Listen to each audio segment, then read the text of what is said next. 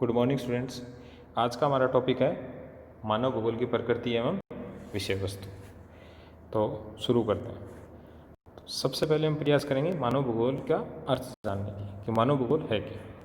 तो इससे पहले हम एक बार थोड़ा सुपरफिशियली जान लेते हैं कि भूगोल क्या है। तो जैसा कि आपको पिछली कक्षा में बताया था, तो भूगोल को अगर सबसे संक्षिप्त रूप में परिभाषित करें तो भूगोल को हम मानव के घर के रूप में पृथ्वी या पृथ्वी की सतह का अध्ययन कह सकते हैं। तो यहाँ दो शब्दों पे जोर देने वाली बात है, पृथ्वी का अध्ययन तथा मानव के घर के रूप में। तो पृथ्वी का अध्ययन क्या है?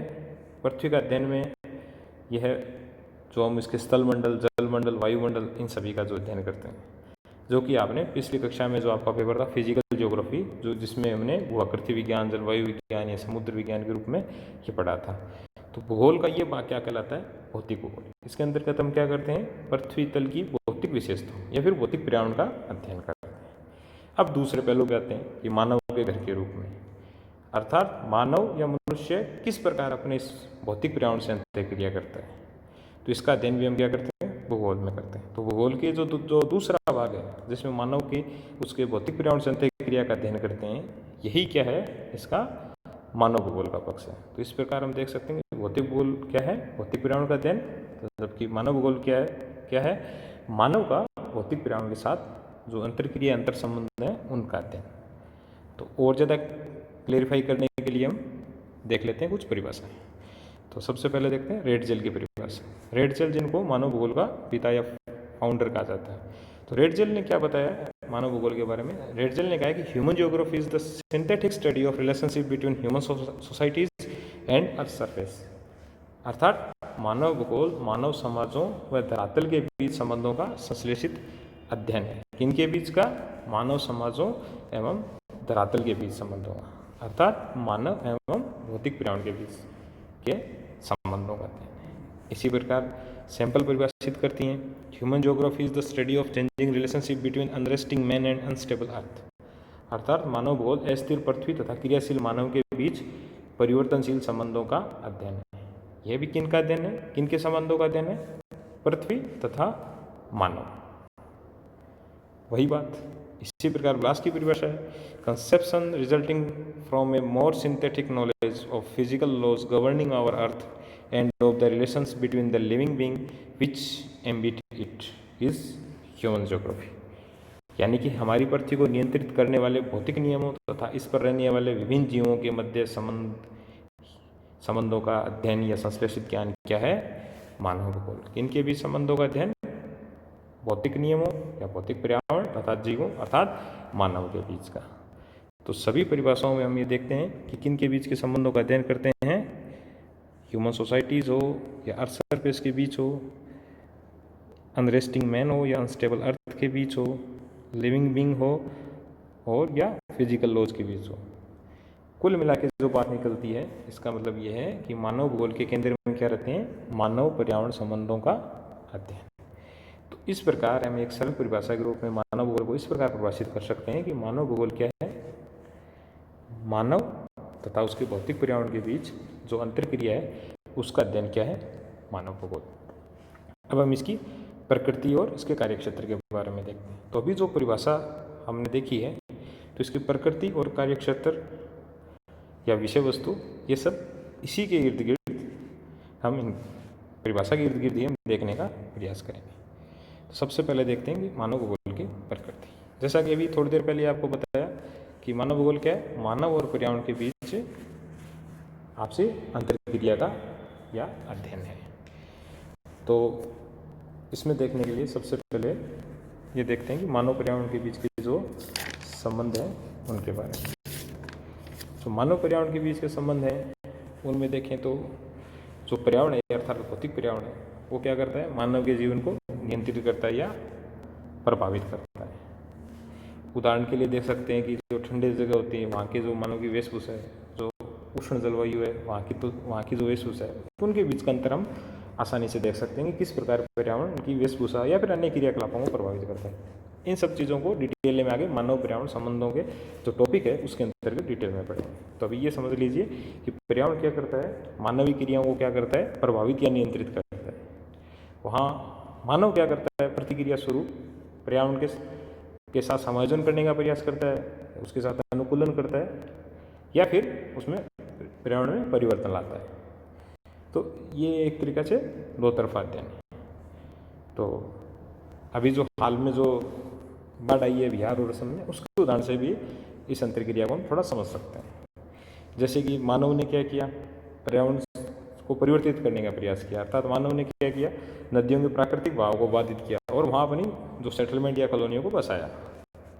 तो इस प्रकार मानव ने पर्यावरण को जो परिवर्तन किया, इसके प्रतिक्रिया या अनुक्रिया स्वरूप क्या हुआ कि नदी में जब बाढ़ आई, जब नदी का जो जलमार्ग उसमें जल स्तर की जो बढ़ा, उससे क्या हुआ कि उसके भाव क्षेत्र, जो भी उसका भाव क्षेत्र था, उसमें क्या हुआ, वो जलमग्न हो गया और लोगों का क्या हुआ, विस्थापन हुआ। तो इस प्रकार मानव ने पर्यावरण को परिवर्तित किया, पर्यावरण ने पुनः मानव को प्रभावित किया। तो ये क्या है, इन दोनों के बीच की ये जो अंतर्क्रिया है, ये मानव भूगोल की प्रकृति की व्याख्या करता है। ठीक, अब मानव भूगोल संबंधों में दो सिद्धांत हैं, प्रमुख दो सिद्धांत हैं, इसके बाद के अनुवर्ती सिद्धांत भी हैं। पहला सिद्धांत है पर्यावरणीय नियतिवाद, दूसरा है संभववाद। पर्यावरणीय नियतिवाद या इन्वायरमेंटल डिटर्मिनिज्म क्या करता है, पर्यावरण को प्रभावी कारक मानता है, जबकि मनुष्य को एक निष्क्रिय कारक के रूप में रहता है।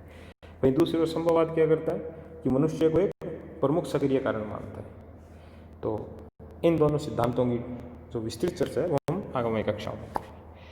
अब अगर देखें तो ना कि सिर्फ ये मानव पर्यावरण संबंध के अध्ययन तक सीमित है मानव को, इनकी जो बदलती प्रकृति है उसका भी अध्ययन करता है।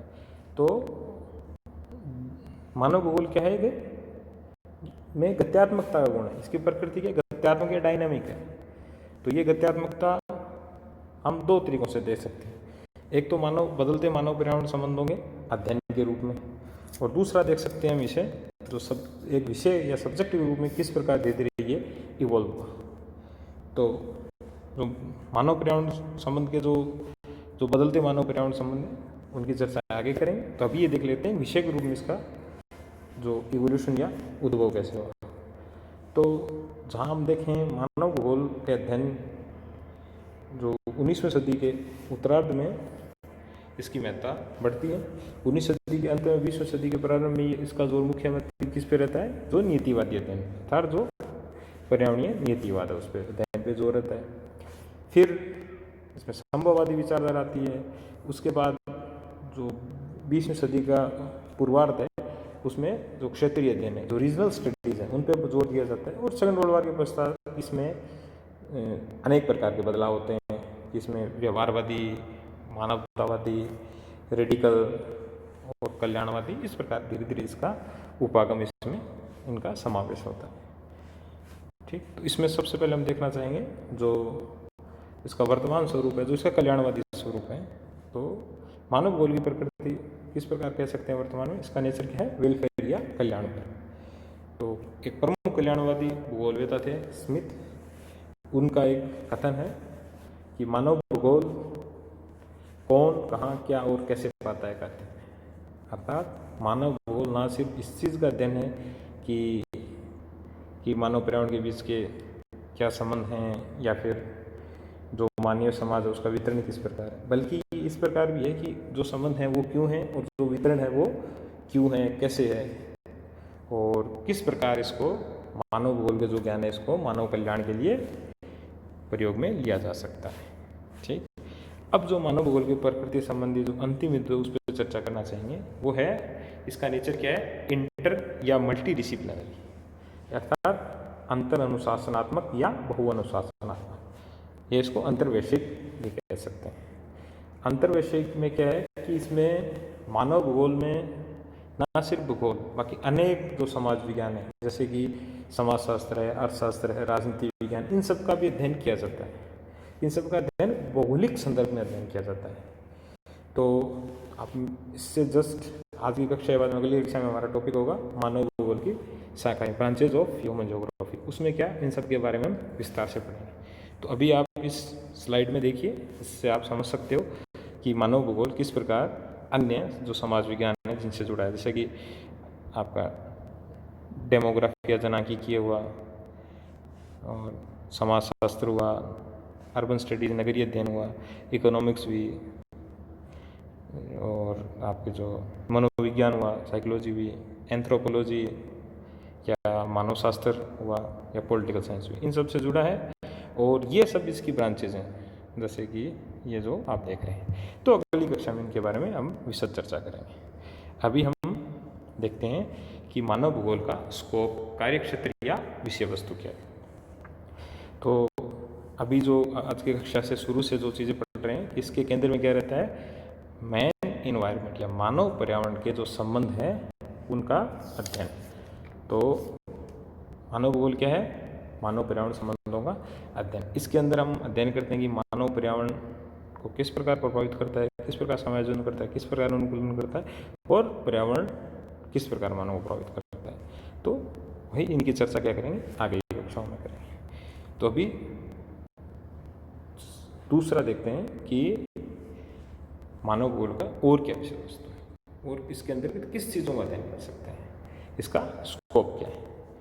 तो दूसरा क्या है, ये जो मानव है जो भौतिक पर्यावरण के साथ अनुक्रिया करता है, तो उससे जो घटनाएं या फिर जो भौगोलिक या मानव भूगोल की जो मानव समाज है उसका जो इवोल्यूशन होता है, तो वो जो ह्यूमन फिनोमेना है या फिर जो मानवीय घटनाएं हैं जो किससे उत्पन्न हुई, मैन इन्वायरमेंट रिलेशनशिप से, उन घटनाओं का वितरण कैसे है।